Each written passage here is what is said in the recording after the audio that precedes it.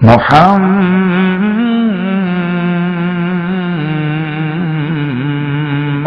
وعلى آله الأطهار وأصحابه الأخيار.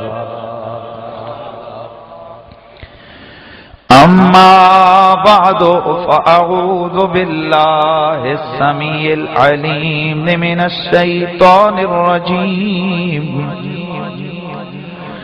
بسم الله الرحمن الرحيم.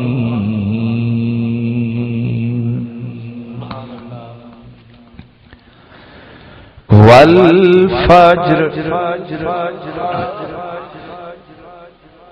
وليال عشر والشفع والوتر. درود السلام بآواز بلند.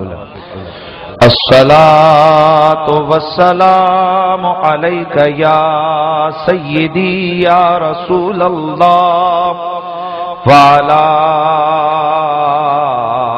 آلك وأصحابك يا سيدي يا حبيب الله. بلند آواز سے پڑھیے. الصلاة یا سیدی یا رحمت للعالمین وعلا آلک واصحابک یا شفیع المذنبین.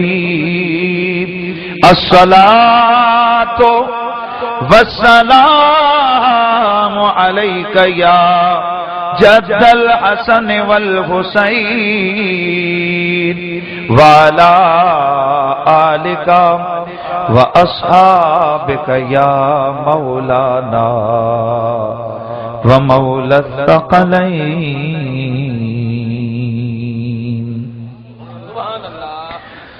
تیرا مقام یا نبی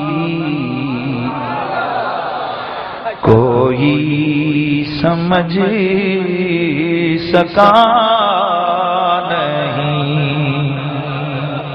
میں آ رہا تھا, مجھے یہ بھائی صاحب نے کافی ریکویسٹ کی جی کہ نعت پڑھیں. میں نے کہا یار پڑھنی تو ہے. انہوں نے کہا جی یہ پڑھنی. میں نے کہا چلیں یار آپ خوش پڑھیں, سرکار کی نعت ہے نا جی. تو اور ہمارا مشن یہ ہے کہ حضور کے تذکار کو بلند کیا جائے. ہاں, تیرا مقام یا نبی کوئی سمجھ سکا نہیں. تیری تو راہ گزر تک کوئی کبھی گیا نہیں.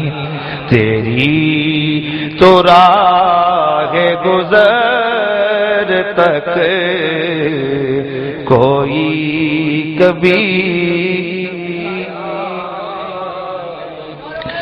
تم سا ہنسی اے جان جان دیکھا نہیں سنا نہیں. تم سا ہنسی اے جان جان دیکھا نہیں سنا نہیں. تم سا ہنسی اے جان جان دیکھا نہیں سنا نہیں. تم سا سخی جہان میں ہوگا نہ ہے ہوا نہیں. تم سا سخی جہان میں ہوگا نہ ہے ہوا نہیں، اور ذل الہ باخدا نور خدا ہے مصطفیٰ، ذل الہ باخدا نور خدا ہے مصطفیٰ، مظہر خدا ہے آقا یا مانا کہ تم خدا نہیں، مظہر خدا ہے آقا یا مانا کہ تم خدا نہیں، تیرا مقام یا نبی کوئی سمجھ، پیار سے ذرا، تیرا مقام یا نبی کوئی سمجھ سکا نہیں۔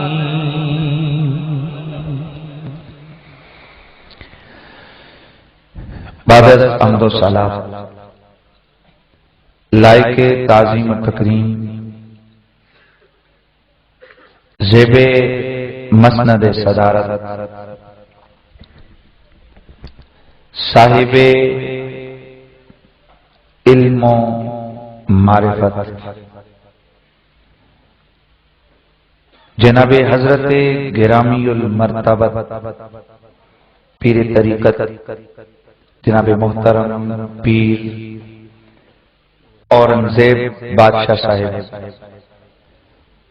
ادام اللہ تعالی فیوزکم فی الدارین آستانہ عالیہ موڑا شریف،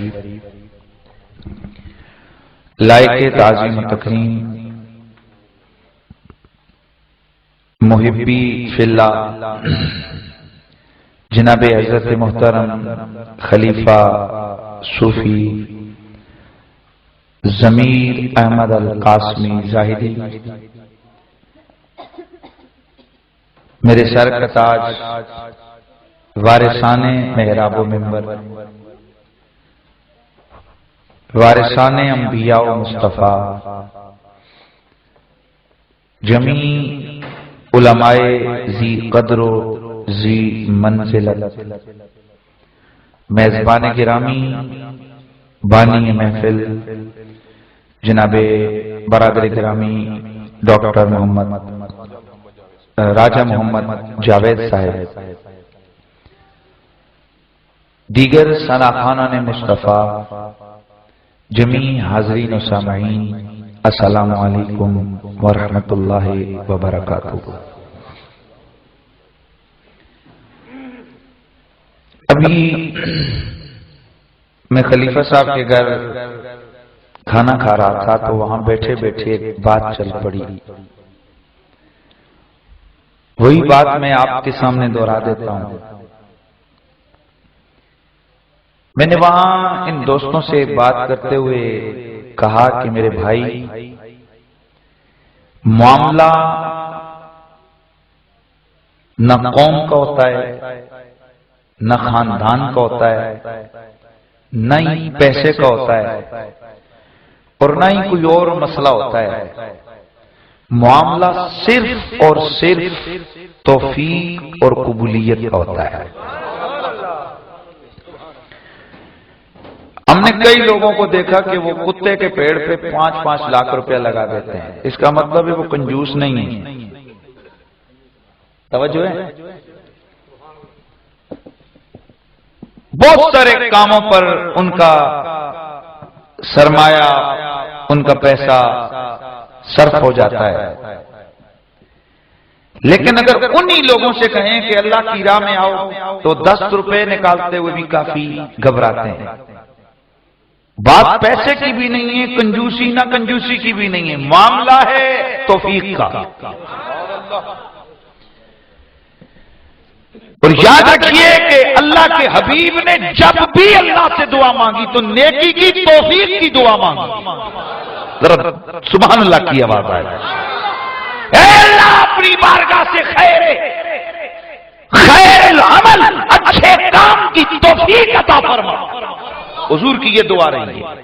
میں سمجھتا ہوں کہ ہر وہ کام کہ جس میں اللہ اور اس کے رسول کی خوشنودی کا پہلو ہے، اللہ کے حبیب کی خوشی کا پہلو ہے، میں گارنٹی سے کہتا ہوں جو میرے اس ناقص سے ذہن میں جو میرے علم میں ہے، میں بڑے تمتراک اور وثوق سے کہتا ہوں، اللہ کی اس ذات کے بھروسے پہ کہتا ہوں، یقین کیجئے کہ ہر وہ کام کہ جس کا تعلق ذات مصطفیٰ سے ہو، اگر اس دربار سے منظوری نہ ہو تو کوئی کام ہو ہی نہیں سکتا.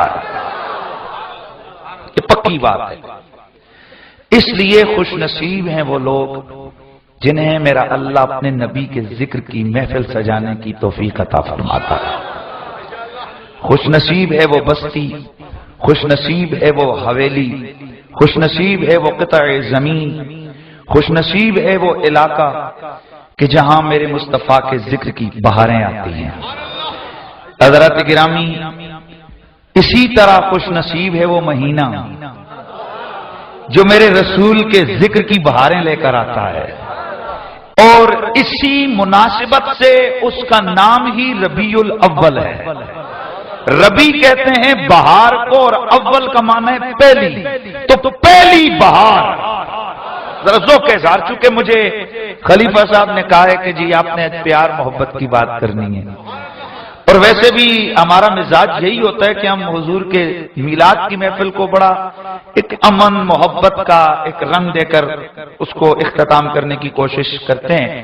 لیکن یہ بات بھی ذہن میں رکھا کریں کہ رسول کی محبت کے دو پہلو ہیں، دو رنگ ہیں، ایک صدیقی اور ایک فاروقی.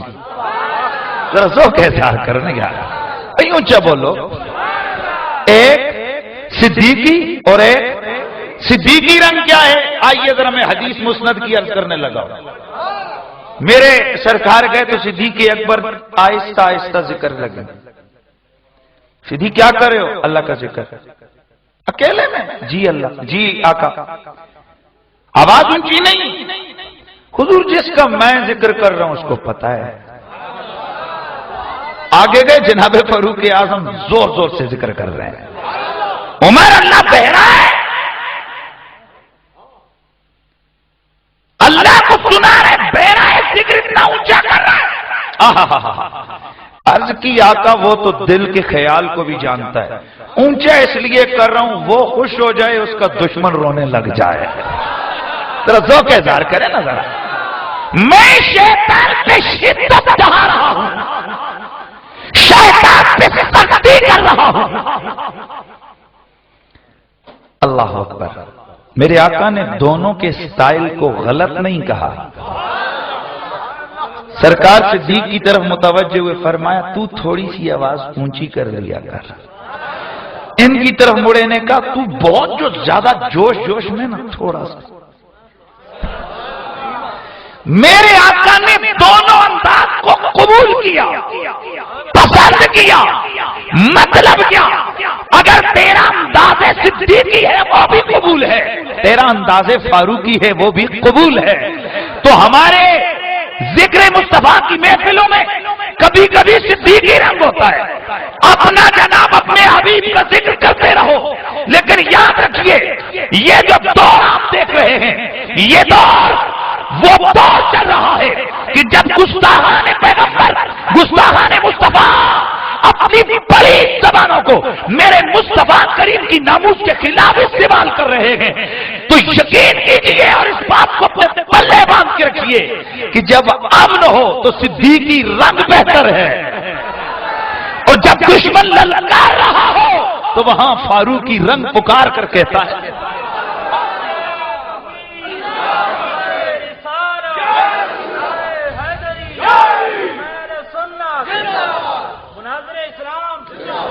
حضرات گرامی، عرض یہ ہے کہ محفل میلاد کا مطلب یہ نہیں کہ بس سرکار کی نعت سن لی اور واہ واہ سبحان اللہ پیسے پھینک دیے، لنگر منگر کر لیا، اللہ حافظ، حق ادا ہو گیا غلامی رسول کا۔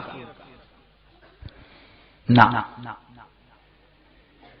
میلاد کا تقاضا یہ ہے کہ آپ جس سے پیار کرتے ہو، پیار آپ مانو یا نہ مانو، محبت یہ کہتی ہے میرے محبوب کی طرف کوئی ٹیڑھی آنکھ بھی نہ اٹھائے۔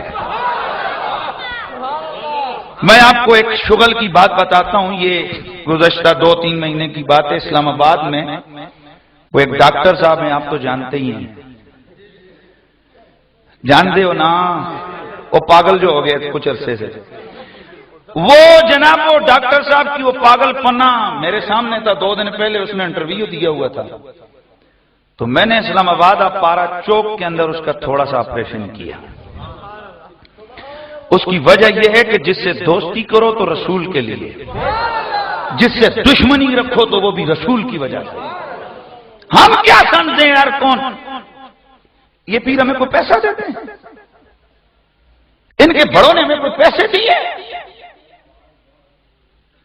آج ساری دنیا قاسم قاسم کر رہی ہے، اور ایک بات پتے کی بتاؤں، ہر فقیر کا اپنا رنگ ہے، ہر فقیر کا اپنا سٹائل ہے، لیکن دنیا میں میرا ایک تجربہ ہے جو میں نقش بندیوں میں جتنا سخی موڑے کا پیر قاسم موڑ بھی گزرا ہے، نقش بندیوں میں اتنا سخی پیر کوئی نہیں گزرا۔ میں آپ شاید میرے ایک اپنا تجربہ ہے جو میں نے محسوس کی ہے، یہی بات ہے کہ آپ کے 45,000 خلفاء تھے، جو جاتا 2 دنوں میں اس کا جناب معاملہ درست فرما کے اس کو عطا کر کے واپس بھیج دیتے۔ ایک دن کچھ صاحب نے انہوں نے کہا حضرت آپ کیا کر رہے ہیں؟ جو آ رہے ہیں اس کو آپ نے فرمایا او یہ لنگر ہے میرے نبی کا، یہ غوث پاک کا لنگر ہے، میں بانٹ رہا ہوں، آگے نصیب رہا ان کا جو لے کے جا رہے ہیں، جو سنبھال سکتا ہے یا نہیں سنبھال سکتا وہ جائے، اس کی بات ذمہ داری ہے، لیکن میرے در سے کوئی خالی نہیں جائے گا۔ آئے ہے خواجہ قاسم، خواجہ قاسم پیر خدا۔ ذرا میں تھوڑا دوسری طرف نکل جاؤں گا، لیکن چونکہ میرا عنوان جو ہے میں عرض کر رہا تھا کہ خواجہ صاحب پیر قاسم موڑی نعرے لگ رہے ہیں، کھانا دیتے تھے ہمیں پیسے دیے انہوں نے۔ آج دنیا مہر علی کر رہی ہے، آج دنیا احمد رضا کے گیت گا رہی ہے، لوگوں کیا ان ہستیوں نے کوئی پیسہ لگایا ہے؟ رب کعبہ کی قسم انہوں نے ساری زندگی عشق محمدی میں گزاری ہے، حضور کے ذکر میں گزاری ہے، حضور کے پیار میں گزاری ہے، حضور کی محبت میں مست ہو کے زندگی گزاری ہے۔ میرے رب نے ان کی محبت لوگوں کے دلوں میں ڈال دی ہے۔ تو میں وہ بات کر رہا تھا ایک چھوٹا سا ابتدائی طور پہ، تاکہ آگے جا کے اگر کوئی میرے جملے سخت آ جائیں تو کسی کی طبیعت نازک پر گرانا گزرے، اور اگر کسی نے بعد میں اٹھنا ہے تو ابھی اٹھ جائے، کہ بعد میں جو اس کی طبیعت خراب ہونی ہے لہذا پہلے ہی طبیعت خراب ہو جائے، تاکہ ذکر رسول کی اس پیار بری محفل میں چاہتا ہوں تھوڑا سا یہ بھی آپ کو دعوت فکر بھی میں دے کے چل جائے۔ تو وہاں میں نے ڈاکٹر صاحب کا آپریشن کیا، تو جیسے ہی میرا آپریشن ہوا تو 2-4 کھڑے ہو گئے، ٹک ٹک ٹک ٹک۔ یہ میرا چونکہ ٹائم اتنی دیر ختم ہو گیا تھا، میں تقریر کر کے بیٹھ گیا، وہ بعد میں کھڑے ہوئے، تو میرے سے پہلے وہ جو ٹکا خانے جانتے ہیں آپ پنڈی والا، تو وہ کھڑا ہوا، وہ ساتھیوں کا وہ ایک بڑا، وہ کھڑا ہوا تو اس نے کہا یار بیٹھو نیچے، وہ بیٹھ گئے۔ اس نے کہا میں تو حیران ہوں، نبی کی ناموس کے خلاف کتے بھونکتے رہے تو اس محفل کو کہتے ہیں کہ جس محفل میں میرے رسول کے تذکار ہوں۔ بھائی تعریف ذرا سن لیجئے محفل میلاد کی۔ میلاد ہر اس محفل کو کہتے ہیں جس میں میرے نبی کریم کی ذات و صفات کا بیان ہو، میرے نبی کے معجزات کا بیان ہو، میری آقا کی ان شان حیات و اعلیٰ کا تذکرہ ہو، میرے نبی کے حسن و جمال کی بات ہو، میرے نبی کے قیل و قال کی بات ہو، اس محفل کو محفل اونچا بولیے یار، یہ سامنے ویسے نہ بیٹھا کریں میرے، اس محفل کو محفل میلاد کہتے ہیں۔ تو سن لیجئے، تعریف آپ کریں کہ میلاد اس محفل کو کہتے ہیں جس میں نبی کا ذکر کیا جائے، جس میں نبی کی آمد کا ذکر ہو، جس میں نبی کے بچپن کا ذکر ہو، جس میں نبی کے لڑکپن کا ذکر ہو، جس میں مصطفیٰ کی جوانی کا ذکر ہو، جس میں میرے نبی کی مکی زندگی کا بیان ہو، جس میں میرے مصطفیٰ کے مدنی ایام کے تذکرے ہوں، جس میں خیبر کی بات ہو، جس میں بدر کے تذکار ہو، جس میں احد و خندق کے حضور کے کمالات کو بیان کیا جائے، جس میں مصطفیٰ پہ نازل ہونے والی آیات کی بات ہو، جس میں میرے نبی کے اخلاق کی بات ہو، جس میں میرے مصطفیٰ کے حسن کی بات ہو، جس میں میرے آقا کے تکلم کی بات ہو، جس میں میرے نبی کے تبسم کی بات ہو، اس محفل کو محفل میلاد کہتے ہیں۔ ملا تعریف میں نے کی ہے، اب فتویٰ تو لگا کے دکھا۔ باتوں میں لمبی مت الجھا کرو، تعریف خود کرو کہ میلاد کسے کہتے ہیں، اس کے بعد فتویٰ ملا سے لگوا کہ جس محفل میں نبی کا ذکر ہو اس کو محفل میلاد کہتے ہیں۔ تعریف میں نے کی ہے، اب فتویٰ تو لگا۔ ہے کسی کی جرت کو وہ کہے کہ ذکر مصطفیٰ کی محفل بدعت ہے؟ نہیں یار، سمجھے نہیں آپ؟ گرامی المرتبت، آئیے سامعین و حاضرین ذرا قرآن مجید کی طرف چلتے ہیں، اور حضرت عائشہ کا وہ جملہ ہم سب کے پیش نظر ہونا چاہیے کہ پورے کا پورا قرآن میرے مصطفیٰ کے اوصاف جمیلہ کا بیان ہے، حضور کی اخلاق حمیدہ کا بیان ہے۔ تو قرآن مجید برہان رشید میں اللہ تبارک و تعالی اعلان کرتا ہے والفجر وليال عشر والشفع والوتر والفجر، مجھے فجر کی قسم ہے، ولیال عشر، مجھے 10 راتوں کی قسم ہے۔ توجہ ہے نا؟ والفجر، فجر کے وقت کی قسم، ولیال عشر، اور 10ویں رات کی قسم۔ ذوق اظہار یار، ذوق اظہار کرنے نا، مہربانی یار یہ موبائل بند کریں آپ، یہی سارا کام گڑبڑ ہوتا ہے، اس میں ذوق اپنا وہ موبائل میں چلا جاتا ہے۔ تھوڑا تھوڑا آگے آ جائیں، یہ جگہ پوری کریں۔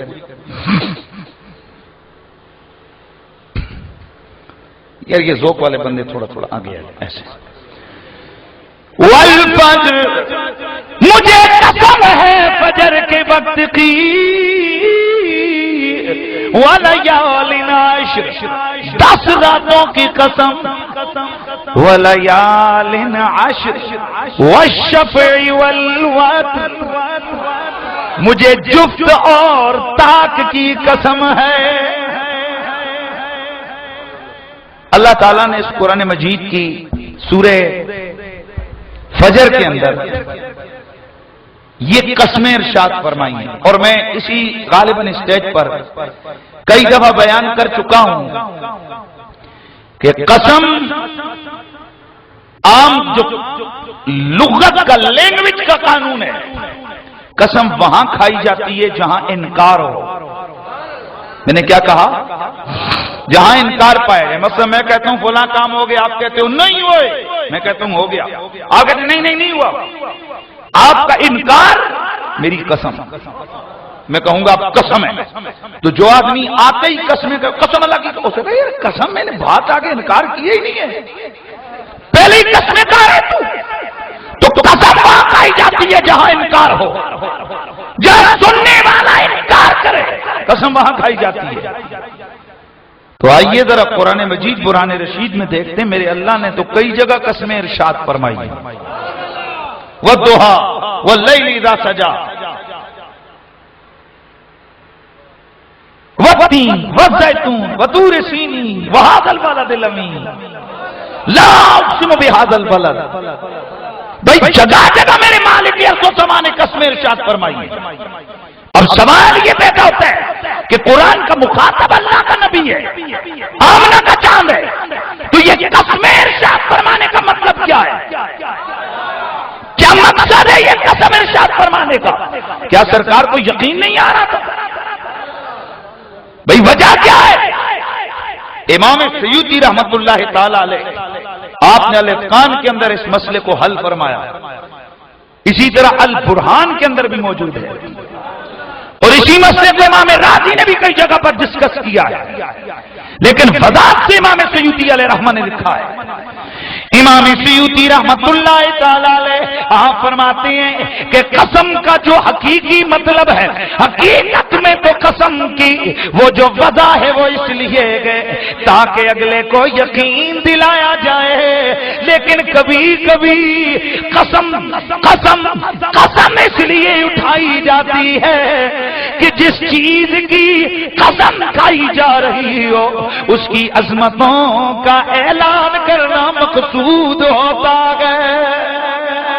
تو قرآن مجید کے اندر یہ جو حقیقی مطلب ہے کہ انکار ہو تو تب قسم، اس کے لیے قسم نہیں ارشاد ہوئی کہ اللہ کا نبی اللہ کی بات کا انکار کر رہا تھا، اللہ اسے یقین دلانے کے لیے قسم ارشاد فرما رہا تھا. نہ بلکہ قرآن میں جہاں بھی قسم ارشاد ہوئی ہے، جس چیز کی قسم میرے رب نے ارشاد فرمائی ہے، اللہ کریم کا قسم ارشاد کرنے کا مطلب یہ تھا، مقصد یہ تھا تاکہ اس چیز کی اہمیت کو بیان کیا جائے. جس چیز کی قسم کھائی جا رہی ہے اس چیز کی اہمیت کو بیان کیا جائے، اس لیے قسم ارشاد فرمائی.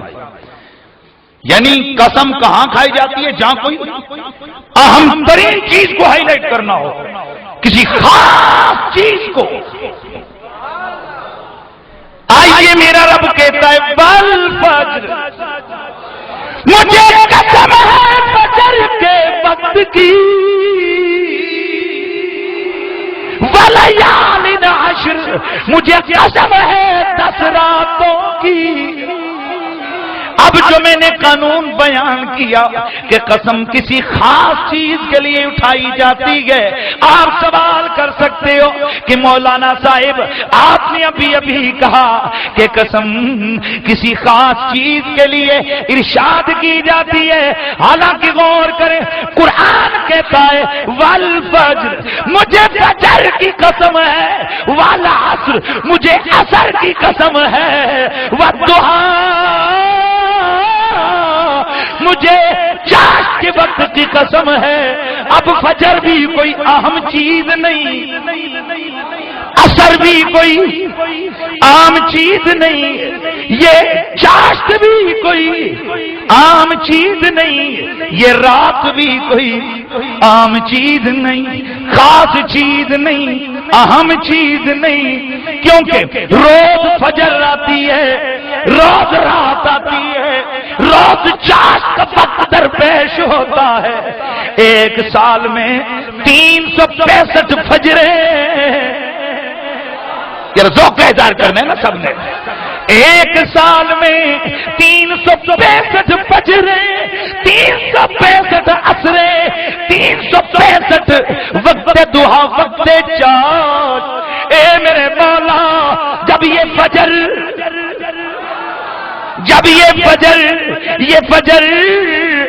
یہ کوئی خاص چیز نہیں ہے تو پھر اس کو قرآن میں مقسم بھی بنانا، اس کی قسم اٹھانا، اس کی قسم کو ذکر فرمانا، میرے مولا اس کا مطلب سمجھ نہیں آیا.